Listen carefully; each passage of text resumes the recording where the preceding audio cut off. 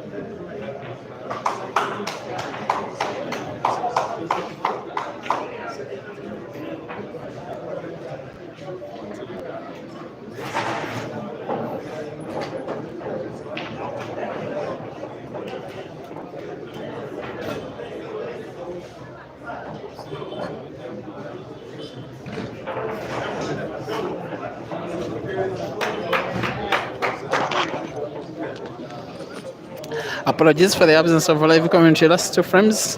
Now I think the YouTube stream has solidified as much as the Facebook stream. There's one thing that I did say, that I did not think this match would be going down to the wire.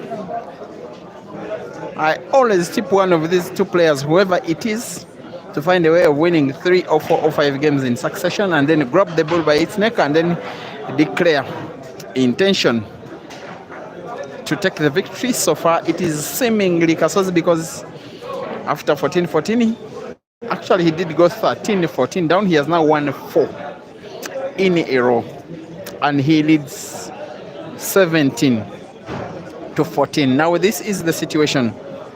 31 games have so far been played. That means that if we are to go to the wire, a total of 11 games are left. Out of 11, Kasozi needs 4 and Dog City needs 6. Rest of 21, 1,200 US dollars. Timeout rightfully. For Dog City, the match is resuming in 3 minutes.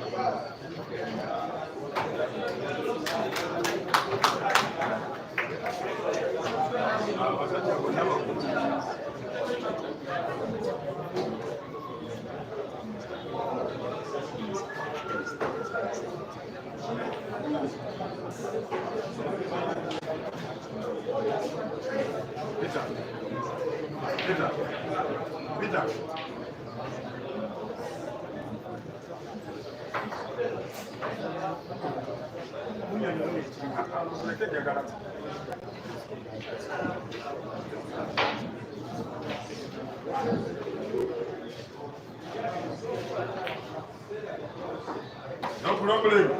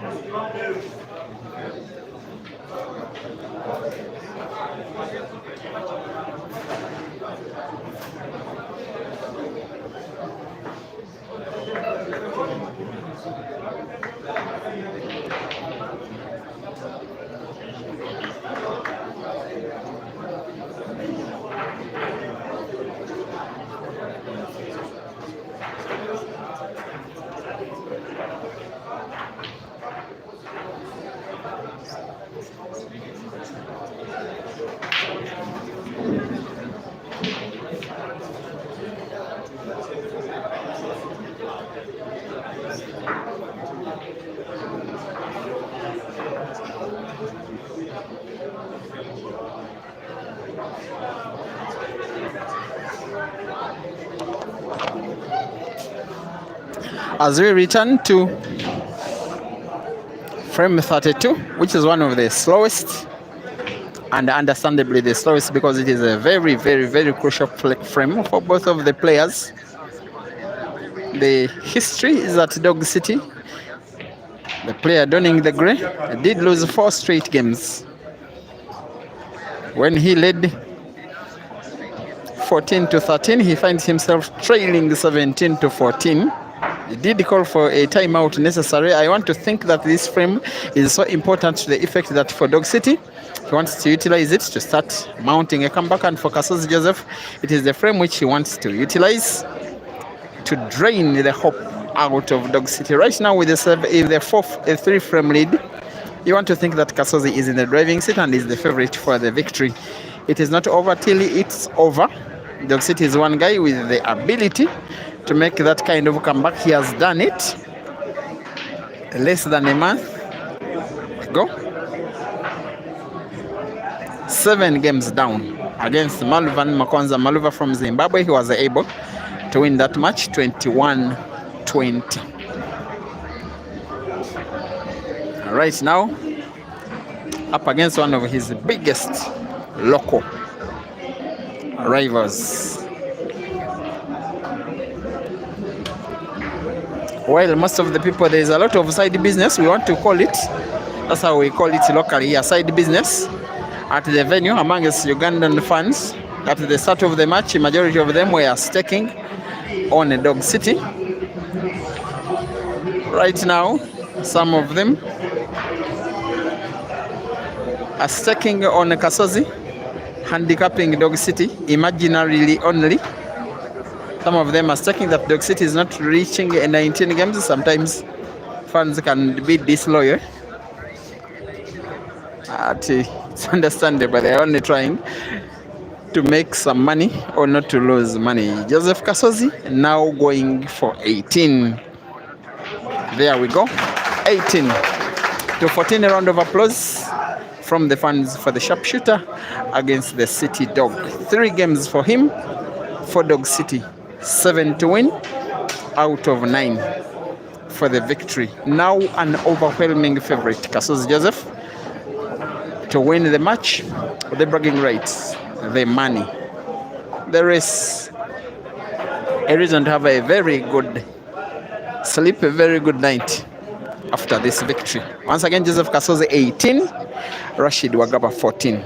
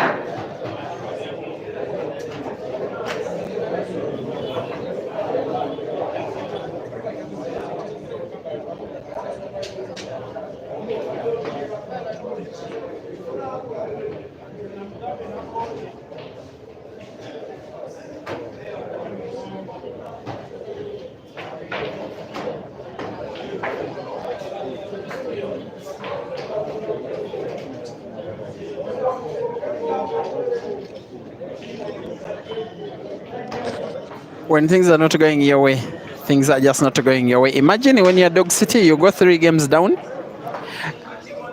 ask for a timeout, rightly so. From the timeout, a long fought game. You somehow lose it, and then you get to break and pot the white. And when your opponent is Kasozi Joseph playing the kind of way he is playing,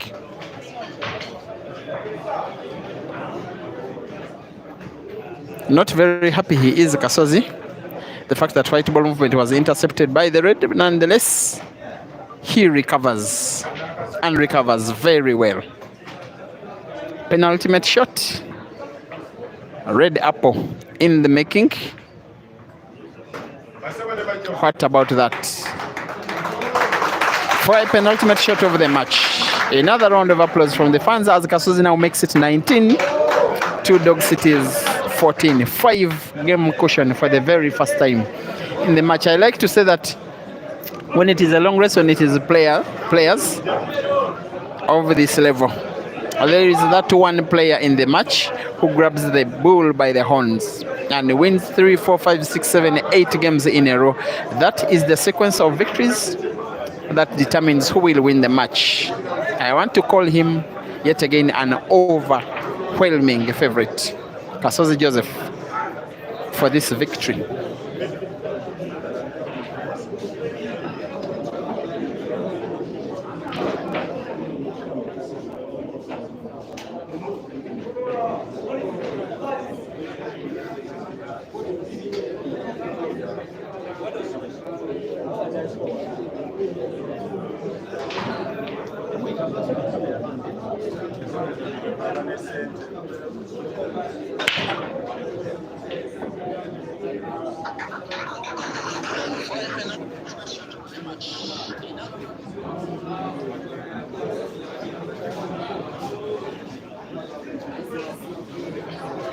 Some shout-outs to you guys watching. I really thank you for being so loyal to these streams. You are exactly what this sport needs, guys. It's not easy being online. These guys started playing just past 6 p.m.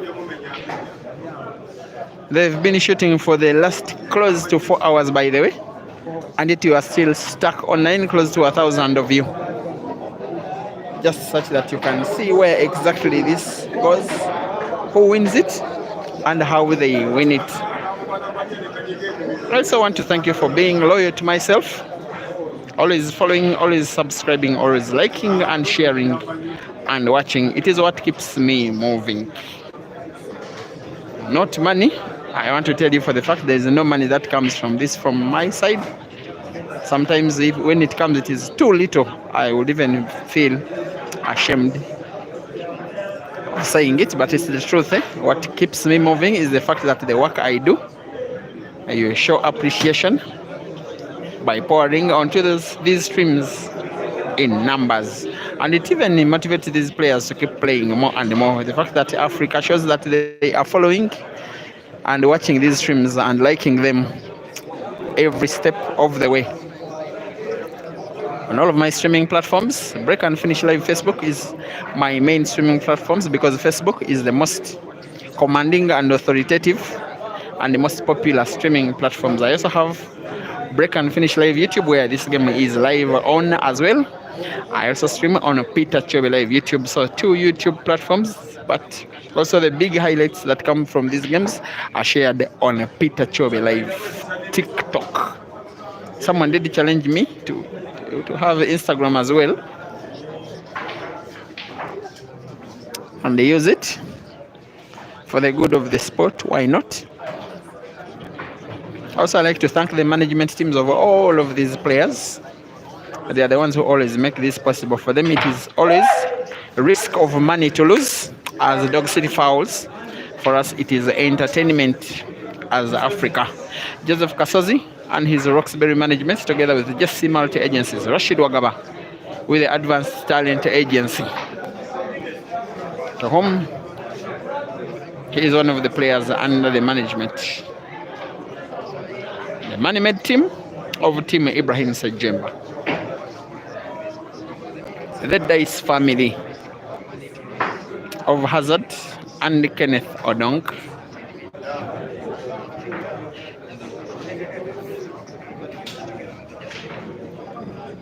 Manager Mwesegwa, in charge of Ibrahim Kayanja and Yuda Sembosi Dembaba. And so many other management teams, by the way, in and out of Uganda. Sometimes I get a chance and interact with the management teams of players from even outside my own country.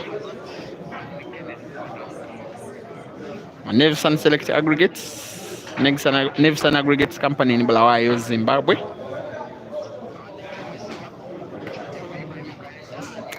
Amongst others.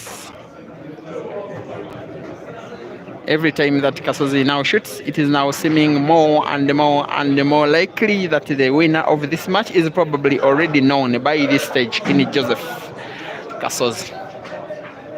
This one will go down as the biggest of the many matches he will have won. He has played in many races to 21. The only one that he did win was against Bwanika Mansur, but on the day he was humble enough, Kasozi Joseph, to accept being head started with +3. He did win 21-14. If you are to factor in the 3 games with which he had been head started, he still would have won 18-14. That one was, in my opinion, the best of his long races in terms of performances. This one will go a little bit better if he wins because he is not head started. He's winning from 0-0 and is seemingly taking the money home. Right now, the guy who is nicknamed the sharpshooter is within 1 game of the victory. This is the situation. This is the mathematics. If we are to play this match up to the wire, up to the decider, there are 7 games to go. And for Dog City to be victorious, he must win them all, or else succumb to being the second out of 2. Arnold Mlambo, welcome to the stream. Linda Langat, Clifford Mudiwa, Spina Kenny, Sami Chiangwa, Romano Limited, the Half Cockly, Moseg, Aki Singo. Welcome to the stream, Sami Chinyangwa again. Ashton, Nyakavanu, must be from Zimbabwe. D. Shucha, Samix Katab, Pardon Chapungu, Mira Kongo Mane, Davis Ahumuza Kim Isma, Junior Remishrum is always watching. One up Dennis Chirigwajo Pascal, Lutaya, Lule Sike Anod Mulambo Sami, Chinyangwa, Pardon Chapungu, Clifford Modiwa. I will not be asking you who you think you will win. The match is at a situation where there is a very, very, very clear favorite. It is only once in so many years that I've been in this sport that I have ever seen this guy winning or losing 7+ frames in a row. But it was in a money match, and it was the rest to 21 against Monica Mansour. 11-11, the game was at one time, and then Mansour just won 10 games in a row. A match that Joseph Kasozi will want to forget, but I don't think the same situation will be inflicted upon himself here. Today he's more composed, has more self-belief, seems to have had very good preparation. He is managed better. He's also in better form, especially the last few tournaments. And he seems to be on the path. 2 reds to go, and a black ball on a Super League table. With now about 200 people watching at the venue. All tables, 8 of them, none of them is being used. All the players and the fans want to see where this one goes. The sharpshooter, the guy who is called the finest from Entebbe region, is up against now the ultimate shot of the tournament. 1 centimeter between the black ball and the white ball. Kasozi will want to play the black ball against the cushion to the corner pocket, bottom right of your screen. There we are. And he wins and celebrates. Dog City does congratulate him.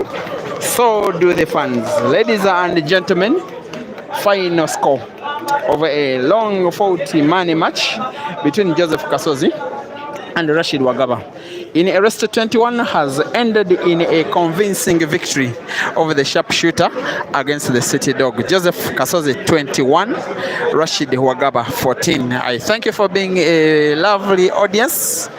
For those of you who have been watching from Uganda and Zambia and Zimbabwe and South Africa, Botswana, Malawi, Ethiopia, Somalia, Nigeria, Ghana, South Sudan, I wish you a lovely evening. May the Almighty God bless you. I remain Peter Chobe, live.